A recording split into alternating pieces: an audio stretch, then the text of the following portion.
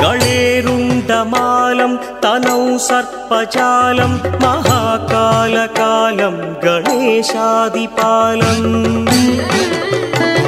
जटाजूटगङ्गोत्तरं गैर्विशिष्यं शिवं शङ्करं शम्भुमीशानमीडे मुदामाकरं मण्डनं मण्डयन्तं महामण्डलं भस्मभूषाधरन्तम् अनादिं ह्यपारं महामोहमारं शिवं शङ्करं शम्भुमीशानमीडे वटाधो निवासं महाट्टाट्टहासं महापापनाशं सदा सुप्रकाशम् गिरीशं गणेशं सुरेशं महेशं शिवं शङ्करं शम्भुमीशानमीडे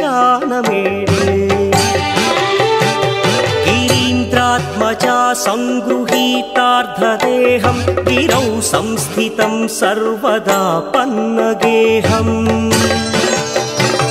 परब्रह्म ब्रह्मादिभिर्वन्द्यमानं शिवं शङ्करं शम्भुमीशानमीडे कपालं त्रिशूलं कराभ्यां दधानं पदाम्भोजनं राय कामं दधानम् बलिवर्धयानं सुराणां प्रधानं शिवं शङ्करं शम्भुमीशानमीडे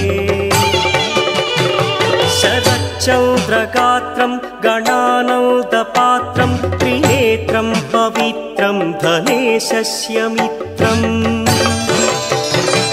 अपर्णाकळत्रं सदा सच्चरित्रं शिवं शङ्करं शम्भुमीशानमीडे हरं सर्पहारं चिताभूविहारं भवं वेदसारं सदा निर्विकारम्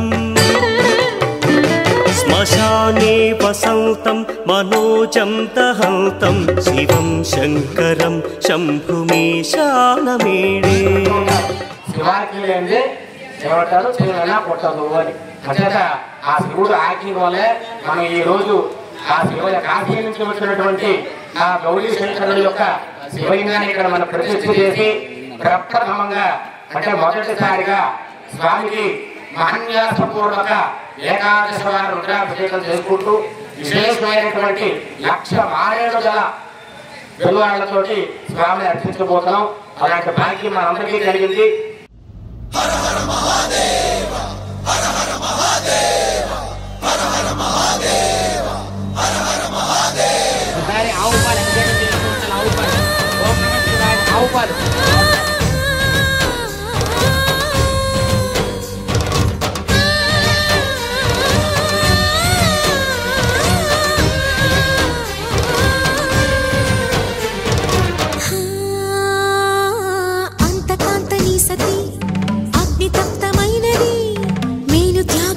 తాను నీలో లీనమైనది ఆదిశక్తి ఆకృతి అత్రిజాత పార్వతి తానువైన ప్రాణధవుని చెంతకు చేరుకున్నది.